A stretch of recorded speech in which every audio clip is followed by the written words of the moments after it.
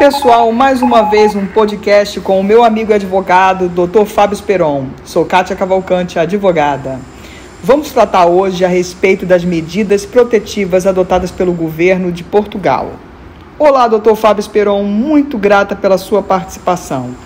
Bom, vamos ao tema. A Organização Mundial de Saúde declarou a pandemia do novo coronavírus e estabeleceu recomendação para evitar a proliferação da doença. Vários países estão adotando medidas protetivas.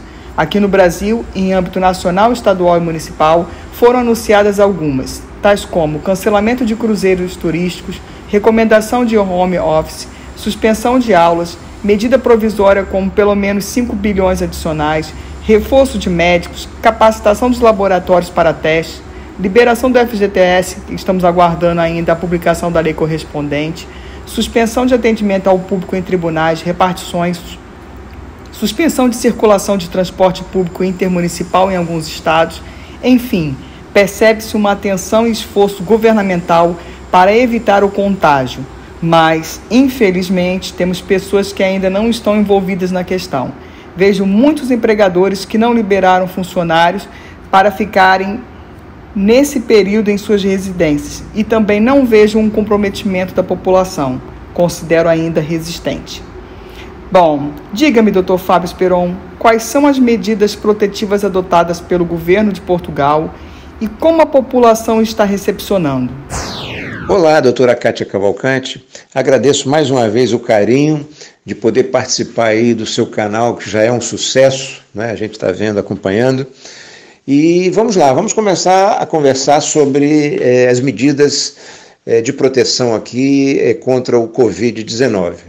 Na realidade, a Europa toda ela demorou um pouco a acreditar, né, no tamanho do drama que é esse vírus se espalhando pelo mundo. Um mundo globalizado, a gente sabe que o europeu ele é bastante inquieto, né? Ele viaja muito, viaja pelo mundo, e isso também ajudou, não é, a facilitar o trânsito desse vírus. A gente sabe também que os chineses estão em todos os lugares, né? Em cada canto desse planeta você encontra pelo menos uma centena de chineses. Então isso, infelizmente, de certa forma, a gente pode dizer assim, acabou por facilitar, né, a proliferação desse vírus. Portugal, assim, está sendo até bastante ágil em relação a outros países da Europa, porque foi previdente, não esperou esse drama tão grande quanto está ocorrendo na Itália e tomou medidas do tipo, fechou repartições públicas, né? Também não deixou desamparado o contribuinte, ele acabou criando canais. A gente tem canais aqui de acesso às finanças, que é a Receita Federal similar aí do Brasil, ao sistema de saúde, também há canais de telefonia, canais de internet, e que funcionam, isso vale ressaltar, tá? São canais que você liga e é prontamente atendido e são bastante resolutos. Ontem, à meia-noite de ontem para hoje, dia 19, foi estabelecido o plano de emergência. Esse sim vai restringir um pouco mais a liberdade aqui das pessoas. Por quê? Porque, como vai ressaltar, Portugal é um país governado por um regime socialista e nós temos aqui, diariamente nós temos uma greve, seja dos comboios, né, que são os trens, seja dos médicos, dos enfermeiros, bom, enfim, diariamente há uma greve aqui. Então, por precaução, para evitar uma paralisação de alguns desses profissionais, o que viria a agravar ainda mais a situação, o governo decretou, entre outras causas, claro, o plano de emergência. Então, hoje, as saídas têm que ser justificadas, tá? Se quisermos ir à rua, a gente precisa estar preparado para justificar e comprovar o motivo. Não é proibido, pode-se ir a um supermercado, pode-se ir a um posto de gasolina, mas é preciso justificar e comprovar. Mas, na realidade, ao contrário do que eu estou vendo aqui, ao contrário do Brasil, o povo aqui é muito consciente, entendeu? Ele tem consciência dos riscos. Vale lembrar que é uma população, né? A Europa toda tem uma população de pessoas idosas, pessoas com mais de 80 anos aqui é uma rotina muito comum e que infelizmente é o público muito delicado para esse vírus. Então, assim, as pessoas começam a ter a consciência, evitam estar às ruas, evitam sair, né? Então, isso ajuda muito. Portugal não está com uma situação mais agravada, com um número maior de casos, por causa dessa consciência do povo, do próprio povo, né? A cidade onde eu moro, eu até coloquei umas fotos recentemente na mídia, que é cidade bonita, cidade com uma praia muito bonita, mas que não havia ninguém nas ruas durante uma semana praticamente. Então, isso contribui muito para isolar o vírus, né, e evitar a propagação. No demais, está tudo funcionando, as coisas estão funcionando. O governo vai, diante dessa medida emergencial, ele vai patrocinar, né, alguns setores da economia, ele vai patrocinar os pagamentos de salário, dedução de alguns tributos, né, para evitar uma quebra na economia de Portugal. Mas a gente tem que ver e preocupar porque Portugal tem 10 milhões de habitantes e o Brasil tem 215 milhões de habitantes. Então é uma diferença muito grande. O desafio aí no Brasil é muito maior, né, para os governos, mas é muito importante, doutora Kátia, que a população tenha essa consciência, sabe?